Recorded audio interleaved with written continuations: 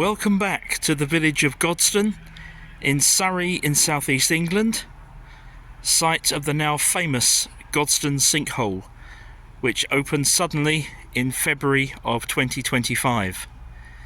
This is our third visit to the site, and since we were last here, I'm pleased to say that there have been some developments. First of all, most of the 30 households that were evacuated have been allowed to return home. Properties that are closest to the hole are still not safe to return to, obviously, but the others have been temporarily reconnected to utility services, and where they can be certain they are safe, their residents have been allowed back. But there's also one other major development, which, as we make our way down towards the hole, let's look at more closely.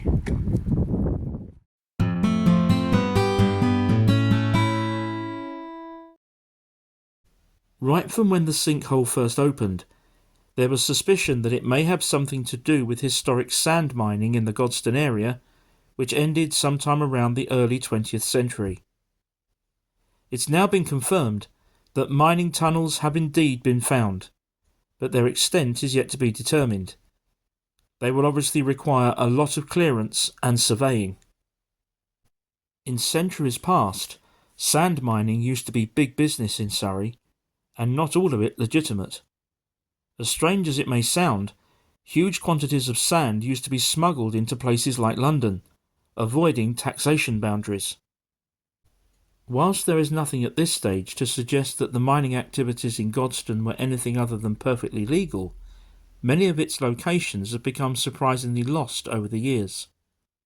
What has now come to light is an easily missed detail from a local map dated 1872.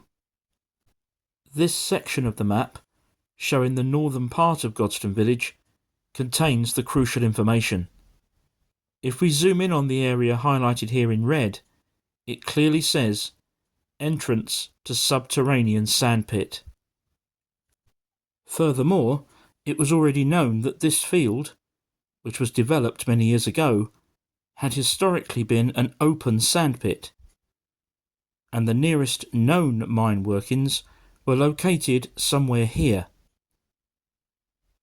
As for the sinkhole, that opened up in the road roughly here, right in the vicinity of the historically marked subterranean entrance. Of course, that still leaves many questions unanswered at this stage, not least the sequence of events that triggered the collapse. Some people have suggested, for example, that it may have been a leaky water main that undermined the tunnels. Others have suggested that the tunnels simply reached a crucial point, and their collapse ruptured the utility services. Only time and further investigation can find the answers. This is as close as we can get. It's quite a bit closer than last time.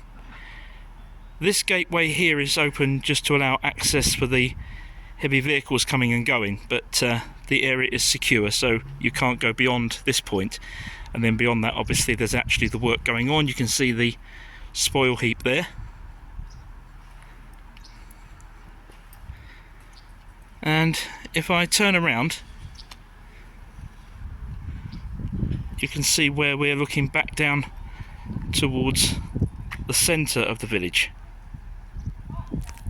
As we make our way back down from the site of the sinkhole, it's worth remembering that it's not just residents who've been affected by what's happened here, it's local businesses as well. In this one stretch alone, there's a garage, a builder's merchants, a barber's, to name but a few, and obviously it's had a significant impact on their trade and business. And here's something else that's obviously been affected by recent events: public transport. This bus stop near the sinkhole is out of use and will no doubt remain so for some time, so alternative routes have had to be found for buses. But at least now some answers are also being found, and although there's a long way to go, things are hopefully beginning to head in the right direction. If you haven't seen either of my previous visits to the Godstone Sinkhole, you'll find a link to my last one on screen in a moment at the end of this video. And if you would like to support the channel, The various ways that you can do that are on the screen now. Thank you for joining me today, and I'll see you again next time.